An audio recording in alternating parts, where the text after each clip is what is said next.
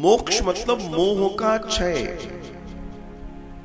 जैसे हम कल जड़ भरत जी की कथा, भरत जी की कथा सुन रहे थे कि भरत जी को अगला जन्म मृग का मिला और मृग के बाद फिर उन्होंने कहा कि मुझे इंसान का मिल जाए।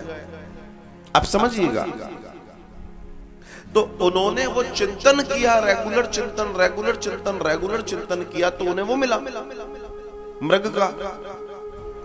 और फिर मृग में रहती उन्होंने रेगुलर चिंतन किया तो उन्हें फिर मनुष्य का ब्राह्मण के यहां मिल गया।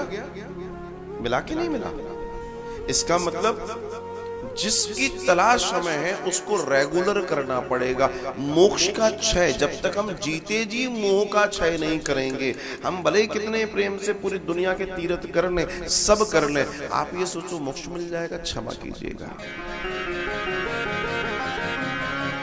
नहीं मिलेगा, क्योंकि सूत्र ही नहीं है ऐसा।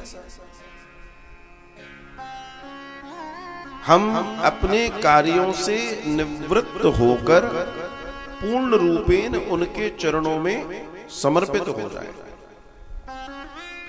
हमारे साथ समस्या क्या है कि हम पाना तो चाहते हैं लेकिन छोड़ना नहीं चाहते। भैया, अब कुछ हाथ में भरा पड़ा है और कुछ नया लेना है तो हाथ से पुराना तो छोड़ना पड़ेगा।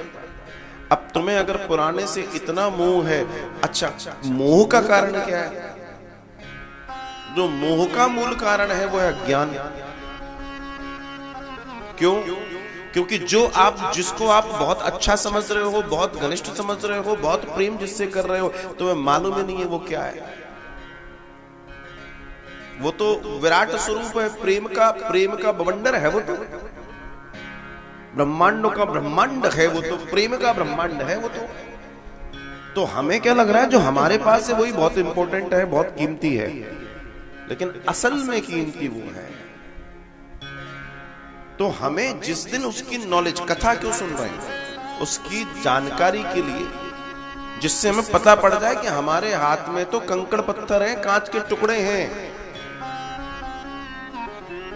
असली तो वो है जिसकी ओर जाना है। और उसकी ओर जाने के लिए हमें कुछ चीजों को समझना पड़ेगा। वो चीजें हैं कि जो भी हमारे पास है वो सब छूटने वाली चीजें हैं, सब फूटने वाली चीजें हैं, सब खत्म होने वाली चीजें हैं। तो फिर इनमें दिमाग क्यों लगाएं? बस कथा इसी के लिए। बड़े बड़े संतों को देखा होगा आपने, निरंतर कथा सुन रहे, क्यों? क्योंकि कथा ही है जो विवेक देगी, कथा ही है जो भगवान से प्रेम कराएगी।